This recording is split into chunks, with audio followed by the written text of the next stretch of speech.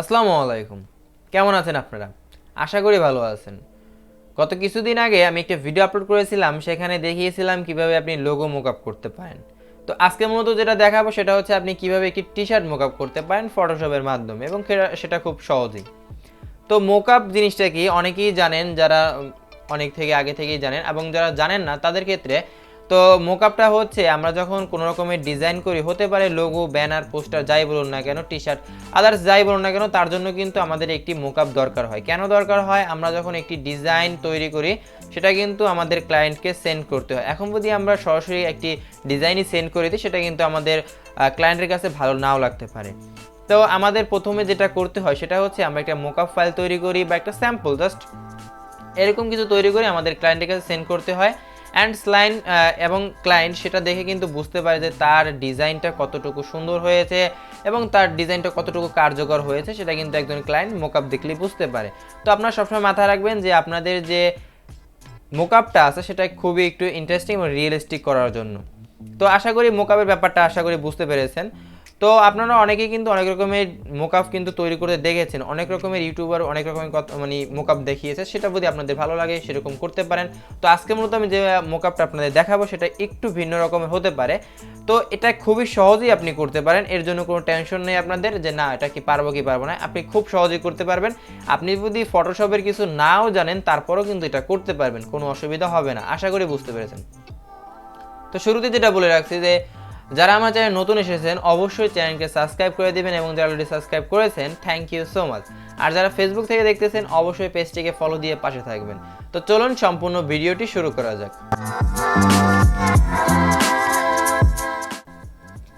তো আমাদের প্রথমে যেটা দরকার হবে সেটা হচ্ছে আমরা যে কোনো একটি ব্রাউজার ওপেন করে নেব। ধরুন আমি এখান থেকে ক্রোম ব্রাউজারটি ওপেন করে নিলাম, অ্যান্ড এখানে আমরা যেটা লিখবো সেটা হচ্ছে ফ্রিপিক। এই ফ্রিপিক নিয়ে কিন্তু আমি আগেও অনেক রকমের ভিডিও তৈরি করেছি, সেখানেও কিন্তু ফ্রিপিক দিয়ে আমার মূলত অনেক ভিডিও তৈরি করতে ভালো লেগেছে, বা ফ্রিপিকটা আমার সার্ভিসটা ভালো লেগেছে। তো আমি ফ্রিপিকের লিঙ্ক ডিসক্রিপশনে দিয়ে রাখবো, আপনারা সরাসরি চাইলে ওখান থেকে ঢুকতে পারেন, অ্যান্ড এখান থেকে সার্চ করে আপনারা প্রবেশ করতে পারবেন। তো ফ্রিপিকে আমি এখান থেকে ওয়েবসাইটে চলে গেলাম, অ্যান্ড এখানে আসার পর এরকম কিন্তু বিভিন্ন ধরনের টেমপ্লেট কিন্তু আমি এখানে পেয়ে যাবেন। ভেক্টরস আছে, স্টেটার আছে, মোকআপ আছে, template, photo, font, text effect, background. তো আমাদের অত কিছু দেখার বা জানার সময় নেই, মানে আপনারা ধৈর্য সহকারে চাইলে পরে অন্য সময় এগুলো দেখে নেবেন। তো জাস্ট আমাদের যেটা প্রয়োজন আমরা সেটা এখান থেকে নিয়ে চলে যাব। ওকে, তো আমি এখান থেকে কী করবো, মোকআপে সিলেক্ট করব। এখানে মোকআপে সিলেক্ট করার পর জাস্ট এখানে আমরা লিখবো টি শার্ট ডিজাইন বা টি শার্ট মোকআপ। ওকে, তো জাস্ট টি শার্ট মোকআপ লিখবেন, এখানে টি শার্ট মোকআপ লিখবো। অ্যান্ড এখানে যে এসএসটি যেটা আছে সেটাকে ক্লিক করে জাস্ট এখান থেকে আমরা পিএইচডি যেটা আছে সেটা সিলেক্ট করে দেবো, অ্যান্ড এখান থেকে আমরা ইন্টারফেস করব। ইন্টারফেস করার পর কিন্তু আমাদের মাঝে এইরকম ধরনের ইন্টারফেস অনেক রকমের কিন্তু চলে আসবে ডিজাইন করে। তো এখানে কিন্তু প্রিমিয়াম কিছু আছে, সেগুলোর জন্য আলাদা পেইড করতে হয়। এটার জন্য চিন্তার কোনো কিছু নেই, কারণ পেইড করে যে আমাদের সব কিছু নিতে হবে এমন কোনো কিছু না। তো এখানে অনেক রকমের কিন্তু আপনি ফ্রি পাবেন। এখানে ভ্যারাইটিস পদ্ধতির মোকআপ আপনি ফ্রি পাবেন। দেন এখানে পছন্দ না হলে নেক্সট পেজে যাবেন, জাস্ট নেক্সট পেজে চলে যাবেন। তারপরে এখানে দেখুন অনেক রকমের মোকআপ কিন্তু আছে, আশা করি দেখতে পাচ্ছেন। এখানে কিন্তু অনেক রকমের মোকআপ আছে, প্রায়টাই কিন্তু দেখা যায় কি যে প্রায় জিনিসটাই কিন্তু এখানে প্রিমিয়াম। ওকে, তো প্রিমিয়ামের দরকার নেই, আমরা ধরুন এখান থেকে যে কোনো একটি ডিজাইন নিয়ে নিচ্ছি, যে কোনো একটি টি শার্ট নিয়ে নিচ্ছি বাছাই করে। তো এখান থেকে ধরুন আমরা একটি ডিজাইন নিয়ে নিই, আশা করি। আচ্ছা, একটা ধরুন আমরা এখান থেকে এই ডিজাইনটা নিচ্ছি, একটা ডিজাইন আমি নিয়ে দেখাচ্ছি, এইটা নিলাম। ওকে, নেওয়ার পর আমি এখান থেকে ডাউনলোডে ক্লিক করব। ডাউনলোডে ক্লিক করার পর ফ্রি এখানে পিএইচডিতে ক্লিক করব। পিএইচডিতে ক্লিক করার পর এটা কিন্তু আমাদের অলরেডি ভাবে ডাউনলোড হতে শুরু করেছে। ওকে, ডিজাইনটা কিন্তু মানে আমাদের যে ফাইলটা সেটা কিন্তু ডাউনলোড হয়ে গেছে। তো এরপর আমি এখান থেকে জাস্ট চলে যাচ্ছি। ওকে, আমাদের এই যে ফাইলটা এটা ওপেন করে নিব। ওকে, এটা ছিল আমাদের যে ফাইল সেটা। আচ্ছা, এটা হলো আমাদের যে ফাইলটা সেটা। ওকে, আমরা একটু জুম করে নিচ্ছি, দেখুন এটা কিন্তু একদম রিয়েলিস্টিকের মতনই মনে হচ্ছে। আচ্ছা, এখন এটা হলো তো অন্যের ডিজাইন, এখন এর ভিতরে আমাদের যে ডিজাইন আছে সেটা কিন্তু এখানে দিতে হবে। ওকে, এর জন্য আপনি এখান থেকে ডান পাশে দেখবেন যে ফটোশপের ডান পাশে নিচে যে অপশনগুলো আছে, আমি একটু দেখিয়ে দিচ্ছি। নিচেই দেখুন এখানে ট্যাগ ডিজাইন আছে, টি শার্ট ডিজাইন আছে। তো এরপর অনেক কিছু কিন্তু পাবেন, আপনাদের কোনো কিছু দেখার দরকার নেই। জাস্ট এই যে টি শার্ট ডিজাইন যেটা আছে এইখানে একটি ডাবল ক্লিক করবেন, ডাবল ক্লিক করার পর কিন্তু এরকম একটি ইন্টারফেস চলে আসবে, ঠিক আছে। তো এই যে ইন্টারফেসটা চলে আসছে মূলত এটা হলো তাদের ডিজাইন।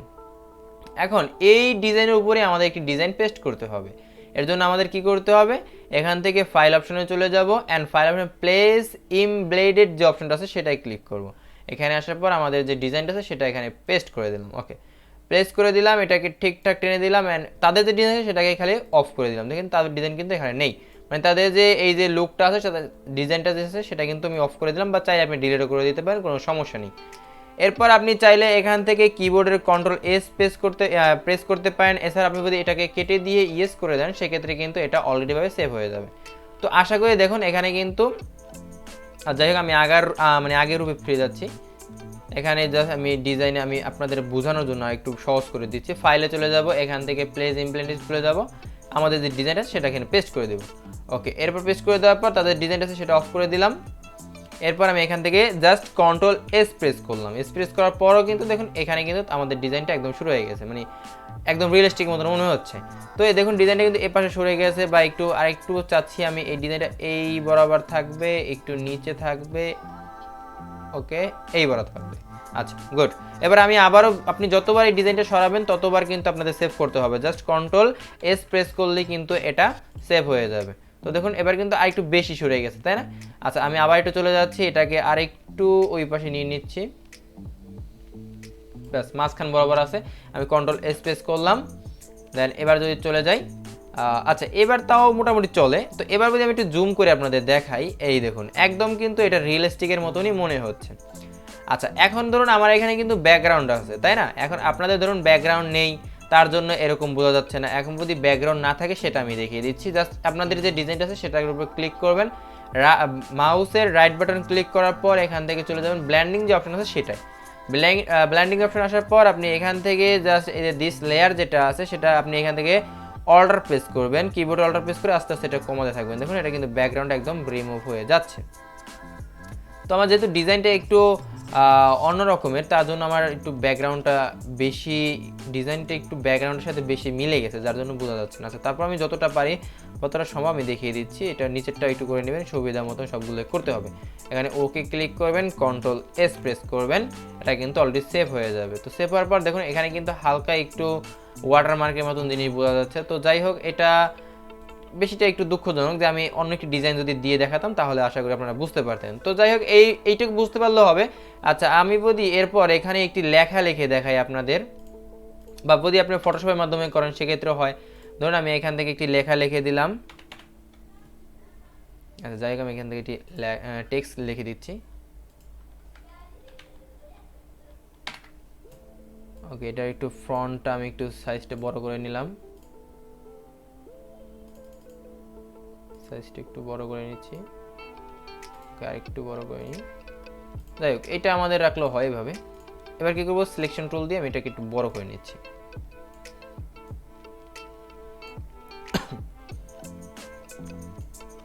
আচ্ছা যাই হোক আমাদের এটা হলেই হয়, ব্যাস। এবার আমি এখান থেকে ওকে করে দিলাম, এবার কন্ট্রোল এস প্রেস করলাম। এবার যদি আমি এখানে ডিজাইনে ফিরে যাই, দেখুন এটা কিন্তু একদম রিয়েলিস্টিকের মতন মনে হচ্ছে। তো দেখুন এই যে আমি লেখাটা লিখেছি সেটা কিন্তু একদম এটার মতন রিয়েলিস্টিকের মতন মনে হচ্ছে। আশা করতেছি আপনারা এতক্ষণ বা এর আগে যে ভিডিওগুলো দেখেছেন যে কিভাবে টি শার্ট মোকআপ করতে হয়, তো এর থেকে সহজ পদ্ধতি বা এর থেকে সহজ আর কোনো উপায় আমি আপনাদের জন্য বের করতে পারিনি। তো এটাই ছিল আপনাদের জন্য খুব সহজে একটি মোকআপ তৈরি করা। জাস্ট আপনি এখান থেকে ডিজাইনটা আপনি পেস্ট করে দেবেন, শেষ কাজ। আর ডিজাইনটা আপনি এখান থেকে জাস্ট কী করবেন, ফ্রিপিকে চলে যাবেন, অসংখ্য ডিজাইন কিন্তু আপনি পেয়ে যাবেন। এখানে দেখুন অসংখ্য ডিজাইন কিন্তু ফ্রি আছে, এই একটা ডিজাইন ফ্রি আছে। নেক্সট পেজে চলে যাবেন, নেক্সট পেজে আসবে, এরকম ফ্রি আছে, এই যে ফ্রি আছে, এইগুলো আছে, এরকম অসংখ্য কিন্তু ফ্রি আপনি পেয়ে যাবেন। এরপর আশা করি আপনারা লাগে না, মনে করেন এইসব ডিজাইন যদি আপনি করেন, যে এইসব ডিজাইন করেই তো আপনি সময় শেষ করতে পারবেন না। এরপর আর কি ডিজাইন করবেন, আর কোন টি শার্ট পাবেন আপনি? এই দেখুন এই যে টি শার্টগুলা, তারপরে এই টি শার্টগুলা, বা ধরুন এই যে একটা, এই যে একটা, এগুলা এরপর আর তো লাগেই না। মানে এইসব ডিজাইন যদি আপনি করেন এরপর আর দরকার হয় না। তো আশা করি বুঝতে পারছেন। এরপর নেক্সট পেজ করবেন, 10টা পেজ আছে, 10টা পেজের ভিতরে আপনি যে কোনো রকমের ডিজাইন পেয়ে যাবেন, কোনো অসুবিধা নেই, মোকআপ পেয়ে যাবেন। জাস্ট আপনি ডাউনলোড করবেন, ফটোশপের ভিতরে নিয়ে যাবেন, ফাইলটা পেস্ট করে দিবেন অ্যান্ড এরকম একটি রিয়েলিস্টিক আপনি করে নিতে পারবেন। এবার চাইলে আপনি এখান থেকে টেক্সট দিতে পারেন, আপনি ফটোশপের মাধ্যমে এখানে আপনাদের ডিজাইনটা তৈরি করে দিতে পারেন, কোনো অসুবিধা নাই।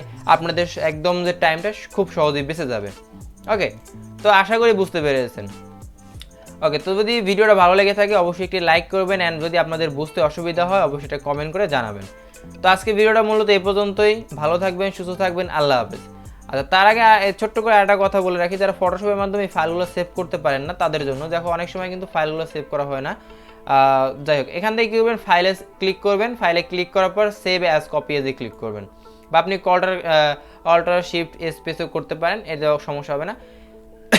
ওকে, এরপর আছে যে নিচে আছে যে সেভ অ্যাজ টাইপ, কি টাইপে আপনি ফাইলটা সেভ করবেন। এখানে দেখুন অসংখ্য ফাইল কিন্তু পাবেন, ফটোশপ, লার্জ, মানে এখানে অসংখ্য ফাইল আপনি পেয়ে যাবেন। ধরুন আপনি যদি এটাকে আপনি একটি পিএনজি ফাইল আকারে মানে তৈরি করতে যাচ্ছেন, তাহলে পিএনজিতে ক্লিক করবেন, আপনাদের ফাইল অনুযায়ী এখানে একটি আমি এখানে একটি নাম জাস্ট আপনার নাম দিয়ে দিবেন। ওকে, আমি ধরুন এখানে এটাকে সেভ করে দিলাম, এখানে ওকে করে দিব। এটা 99% একদম সেভ হয়ে গেছে। তো সেভ হলে আমি দেখাচ্ছি আপনাদের। ওকে, এটা কিন্তু একদম সেভ হয়ে গেছে। আমি ফাইলে চলে যাই, এইটা দেখুন একদম যে রেজলিউশন আমরা দেখেছি বা যেরকমটা দেখেছি সেরকমটা কিন্তু হয়েছে, একদম রিয়েলিস্টিকের মতনই কিন্তু মনে হচ্ছে। আশা করি এখানে কিন্তু কোনোটাই কম নেই। তো ওকে, ভালো থাকবেন, সুস্থ থাকবেন, আল্লাহ হাফেজ।